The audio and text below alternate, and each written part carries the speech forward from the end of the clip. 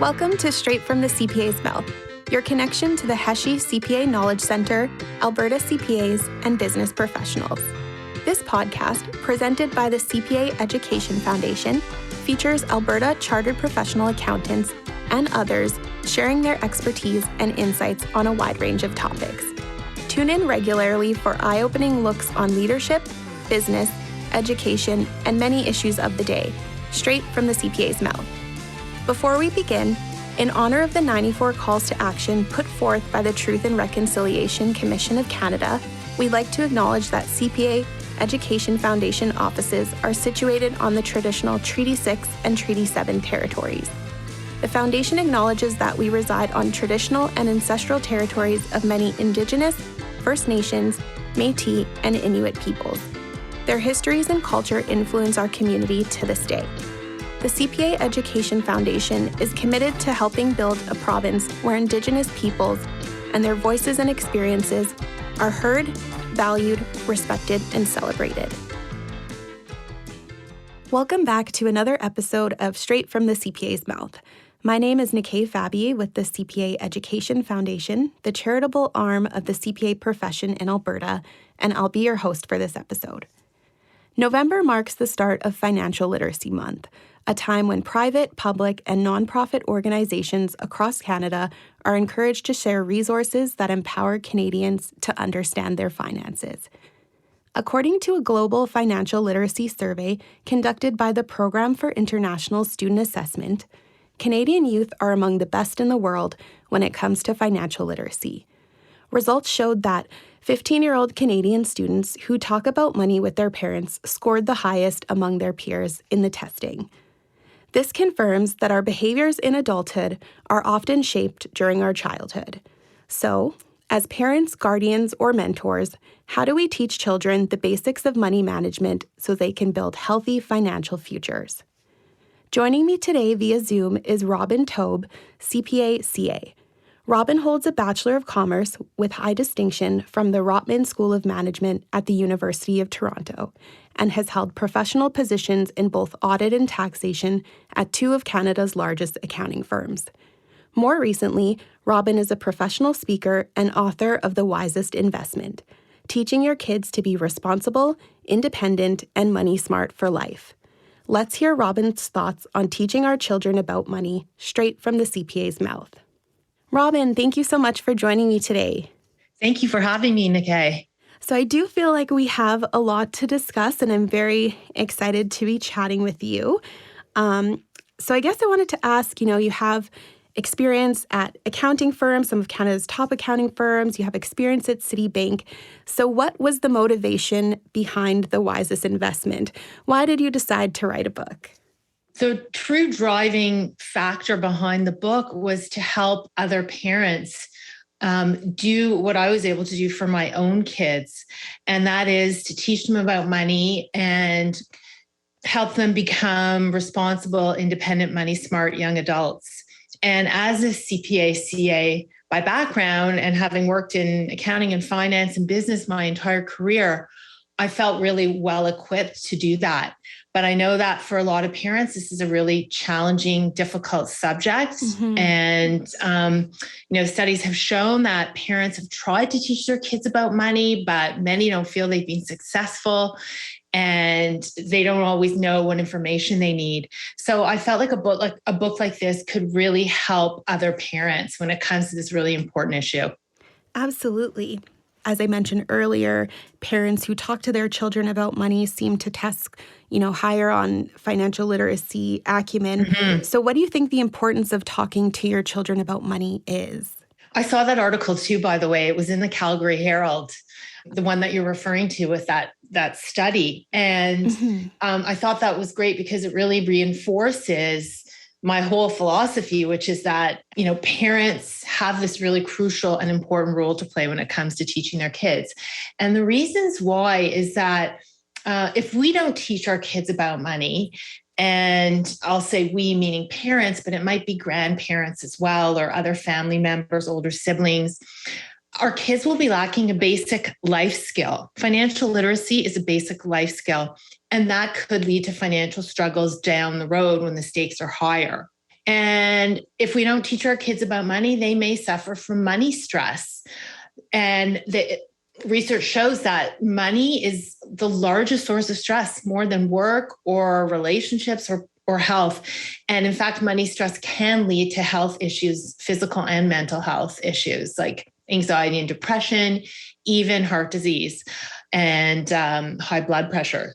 And then thirdly, if we don't teach our kids about money, they may start to form bad habits, like living beyond their means that become difficult to break as they get older. So those are three really important reasons why I think it's so crucial to teach our kids about money. Absolutely. And I think really by not, like you mentioned, we're kind of doing our children a disservice because it could have longer term impacts on, mental or even physical health. Yeah, exactly. And I think if you struggle financially as a parent, I think you want better for your kids. You don't want them to make the same mistakes that you've made, and you want them to have an easier time of things. And I think you also know the importance of this life skill in terms of being able to make responsible financial decisions throughout your life. Absolutely. So speaking, of parents who may fall into, that category, or even just some general advice of parents who might struggle financially as well, how do we begin talking to our children about money, especially in a situation maybe where our own financial situation isn't the most favorable? Yeah. And that is one of the challenges for parents, is feeling that they're not good at this themselves. Like, how can I teach my kids if I'm not even doing this right myself? So I try to encourage parents to look at this as something that they can do with their kids, and, try to get your own financial house in order first so that you can lead by example. But again, don't feel like you have to wait until you've got everything perfect to start doing this, because no one's perfect. Everyone makes mistakes with money. And, it's just a question of how you learn from those mistakes and what you do differently going forward. So, your kids are naturally curious. And they may actually be the ones that open up the discussions. They may start asking you questions about how money works. And if they see you using a debit or credit card, they may, or your phone even, to pay for things, they might ask you about that.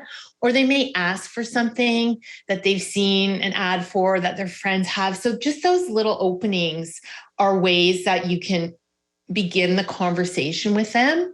Another really important thing is that financial literacy is being taught in school across Canada. Yes. In every province and territory.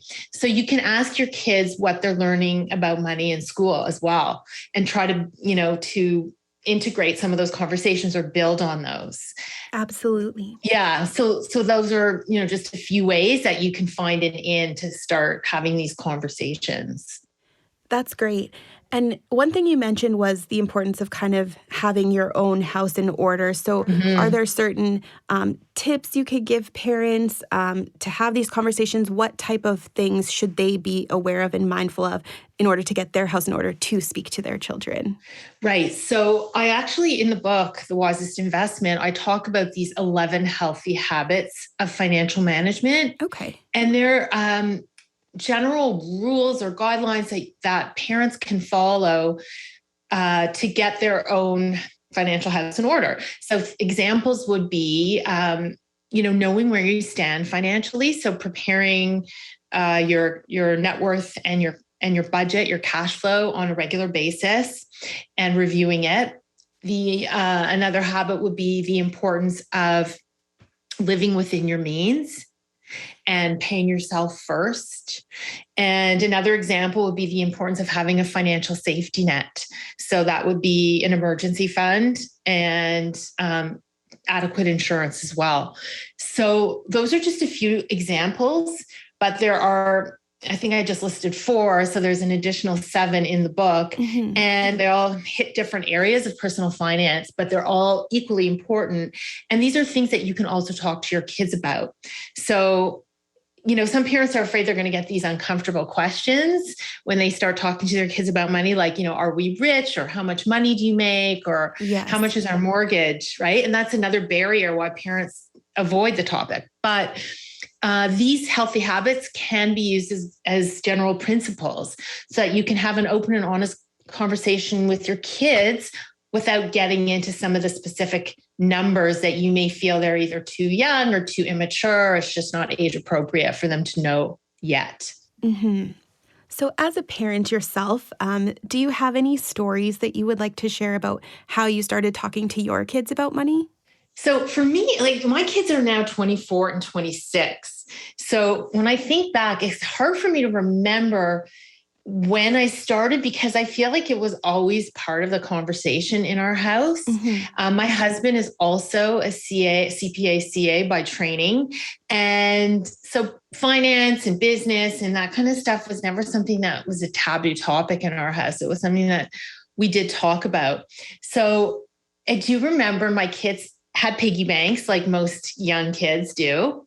And I do remember them using those piggy banks. And then eventually they I remember taking them to the bank and opening up their first bank account, which was a youth account, which is a special account designed for young savers, which have normally maybe no fees at all, Right. or minimal fees. And they don't pay a lot of interest, but it's just a great teachable moment to get your kids to understand like what comes after a piggy bank.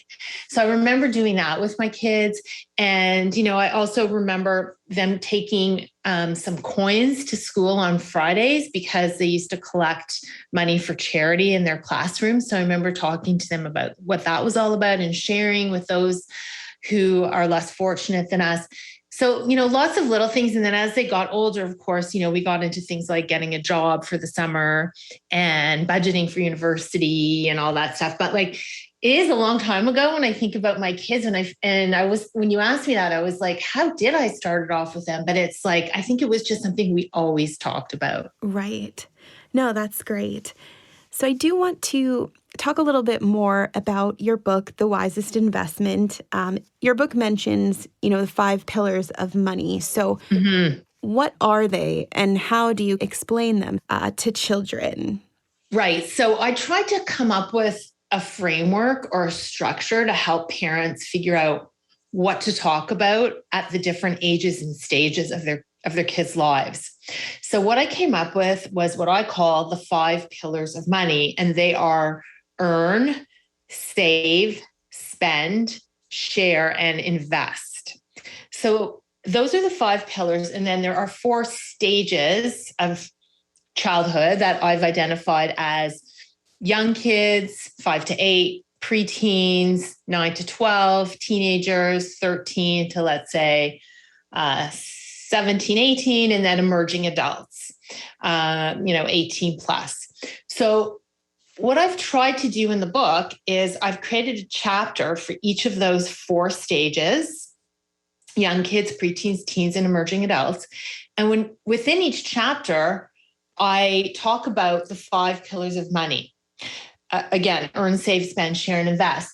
But what's special is that within each of these chapters, the specific teaching points, the anecdotes, the examples that illustrate the 5 pillars are going to be very age specific and age appropriate. And as you'll see, they're going to become more sophisticated as your kids get older, because the things that they're dealing with in their lives under those 5 pillars are becoming, a little more complicated, a little more sophisticated. So the book is really meant to help you really zero in on what do my kids need to know about earning at this age? What do they need to know about sharing at another age? And, I know parents are busy, and I know that's another one of the challenges, is feeling like they don't have the time or the opportunity to teach their kids. So I tried to make the book really digestible so that they could just zero in on the chapter that covers the stage their child is at now, or even if there's a specific issue that's come up, they could find that, that specific topic within one of the chapters. I think that's fantastic. And do you think, in your experience, do you think it's something that should be like quite formalized, or is this something that can just happen casually, a dinner conversation, or, you're spending some money at the grocery store or shopping, and is that a good time to incorporate some of that? Yeah, those are great examples, Nikkei. And I don't think it should be formalized, because I think then it becomes something that doesn't happen, or it just feels like too structured. So I tell parents to look for these teachable moments, an opportunity to build a money lesson naturally into your day-to-day lives as you go about your business, like just what you were saying. So if you're going grocery shopping and you prepare a list based on the meals that you've planned for the week, you can talk about comparison shopping and getting value for money. And then when you actually go and you pay the bill, or even if you're doing it online, you can talk to your kids about different ways you pay for things. Like, are you using a debit card or a credit card? Are you using cash, perhaps? Unlikely, but maybe. And just taking advantage of the fact that we're constantly transacting every single day. And your kids are really observant. They are watching and listening and learning from you. So either they're going to ask you how something works, or you can introduce it. You can say, oh, hey, if you notice, I'm going over our budget for the month. And the reason I do this is because we have to make sure we have enough money for all the things we need and some of the things that we want.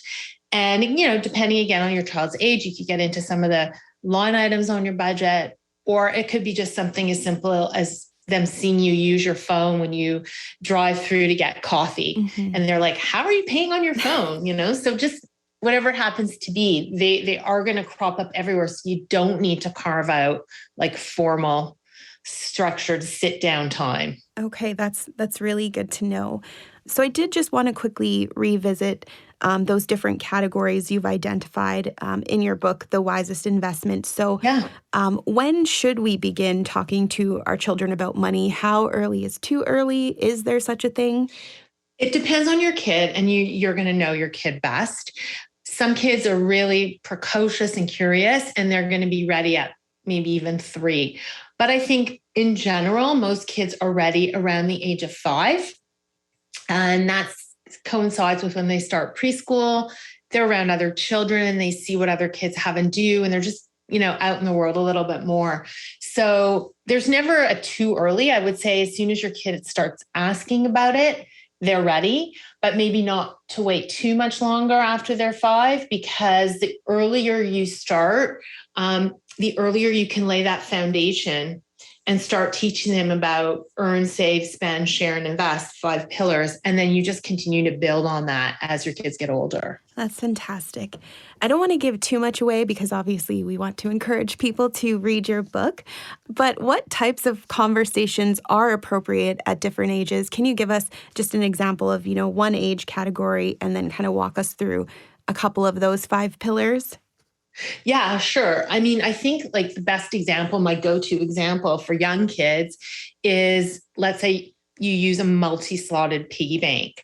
And what that looks like is it's shaped like a piggy bank, but instead of 1 slot, there are 4 slots. Oh, I love that idea. Yeah, for save, spend, share, and invest. And it is a great idea because it makes these money choices really tangible. And even young kids earn money because they get allowance perhaps, or they get money for holidays or for birthdays, or, if the tooth fairy pays a visit. So even at that young age, they can start to make that connection that when you earn money, you have to make choices about what you're going to do with it. Mm-hmm. So, that's kind of that multi-slotted piggy bank covers almost all the bases. So it's a really great tool. And again, like with young kids, you want to start with cash because it's tangible and concrete. Yes. And it's easy for them to understand, right? Because talking about digital money or electronic payment, it's too conceptual. It'd be really hard for like a young child to understand that. So, with preteens, they're already becoming a little more independent. They're out in the real world without you. So you have different opportunities there to teach lessons that are appropriate for them. Mm-hmm. I mean, they may be in a position to like do some odd jobs like babysitting or maybe refereeing sports. And as I mentioned with my own kids, they may be outgrowing their piggy bank. So that's when it would be time to open a youth account for them at the bank. And you can talk to them about why having your money at the bank is safer and more secure, and about the concept of interest and, how the bank will pay you. I mean, maybe not on a youth account very much, but in general, if you keep your money at the bank, they pay you interest on it. But if you have to borrow money from the bank, then you have to pay interest. So, once they become teens, I think, you're looking at their first real job, possibly. And they're also spending more than they would have been when they were younger, because they may have their license, they may be driving. They're definitely going to be out with their friends a lot more and probably doing things. And so you have to talk to them about having some kind of simple spending plan or budget, and about the difference between needs and wants, and even being a good consumer, like how to get the most out of your money. And then moving on to emerging adults. I mean, this also goes with the teenage years, is that, if they're, depending what they're planning to do after high school, if they're going to post-secondary, then a lot of planning needs to go into how to pay for that investment, because it's expensive, as you know, and a lot of students come out with student loans. So just having those conversations around what's the plan for after high school, what's the budget going to look like, where's the money going to come from, do we have RESPs, can you get scholarships or bursaries, are we looking at student loans or other forms of borrowing? And then, at this age, once they've reached the age of majority, they'd be eligible for a credit card of their own. So talking about how credit cards work, because that's a biggie. We take for granted as adults that we understand how they work, but teenagers don't really know, especially if they've been using a supplementary card on the family's card, then you've been paying the bill. They just don't understand it. So before they get to university, it's or college or whatever they're doing, it's really important that you explain to them how credit cards work. Right. You're so right. Right? It's very important, because I remember in my first year of university, you have welcome week and it's so exciting. And then there's all these banks lined up to just, offer you a credit card. And it seems so tempting, but don't do it. And it seems so grown up, right? To have your own credit card. But I think some people mistakenly or naively just assume it's kind of free money. They just, without knowing how they work, they just don't understand that you're borrowing, that it's buy now, pay later, and that you have that grace period until the credit card statement comes due to pay your balance. And that's, again, one of those mistakes that can be made, that can be expensive to dig out of if it gets out of control. So, one of the reasons I try to encourage parents to start teaching their kids early is so that they can make mistakes when the stakes are low. And, if they get used to managing money and they have those opportunities, then when they get older, there's less chance that they'll be making like these more expensive mistakes that are harder to dig out of. Absolutely. And I think that kind of goes back to like those teachable moments, how you just kind of incorporate them into everyday conversations so that they can make those mistakes, like you said, when the risks are lower. So I wanted to ask you, because you said, at the kind of early ages, it's best to teach with cash. So how do we, I guess, teach our children about money in a cashless society, especially more towards that like preteen emerging adults? Right. So once you open that youth account, let's say as a preteen, most of them will come with a debit card. And especially as a result of COVID, I mean, that the pandemic has really accelerated this movement towards cashless and towards mostly using digital electronic forms of payment. It was happening before, but it really accelerated. And, I've talked to parents who have told me that their kids had to get debit cards and had to learn how to use them during COVID, because many stores just stopped accepting cash. There was concern that it could be carrying the virus and all this stuff. So we have to accept that that's the world that we're living in. And I think technology can really help in this area. So once they understand that a debit card means that the funds are coming out of your account right away, as opposed to a credit card, and they understand there has to be money in the account in order for them to use the card to tap or however they're using it. That it really is the first step. But the second step would be to use the technology that is available in their mobile banking app. And our kids are on their phones all the time. They're really good at using them. And most of the big banks in Canada have these tools built into mobile banking that can help you track your spending, create budgets, monitor your account balances, and even like create notifications and alerts. So you can set up these notifications like each time you spend money from an eligible account. So let's say from your debit account, every time you do a transaction, you're going to get a notification on your phone or your smart watch letting you know you've spent money. And those reminders can bring back the feeling of parting with cash, because we do lose that when we're not using cash, that pain of loss when you part with cash. Yeah, it disappears a little bit when we're just tapping and using plastic and phones. So using those alerts and notifications will bring that back, and you'll get that visceral sense and reminder that, okay, yeah, that was actually, I really did spend money and that's coming in my account, or I'm going to see it on my credit card statement. So I encourage you and your kids to use those tools as much as possible. Absolutely.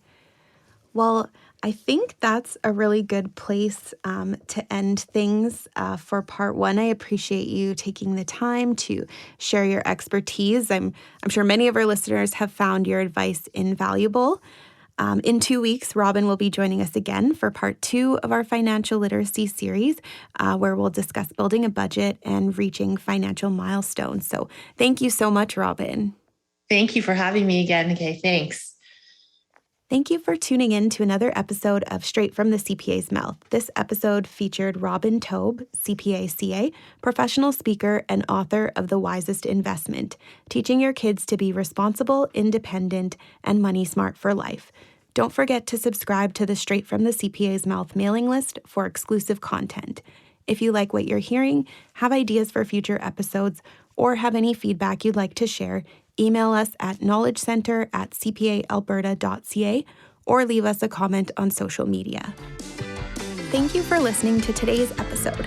Straight from the CPA's Mouth is produced by the CPA Education Foundation, the charitable arm of the CPA profession in Alberta. This podcast is made possible by Brian Heshey, FCPA FCA. Thanks to Brian's generous donation, the Foundation created the Heshey CPA Knowledge Center, a virtual hub of resources for all Albertans. Find out more about the Foundation and the Knowledge Center at cpaalberta.ca/foundation.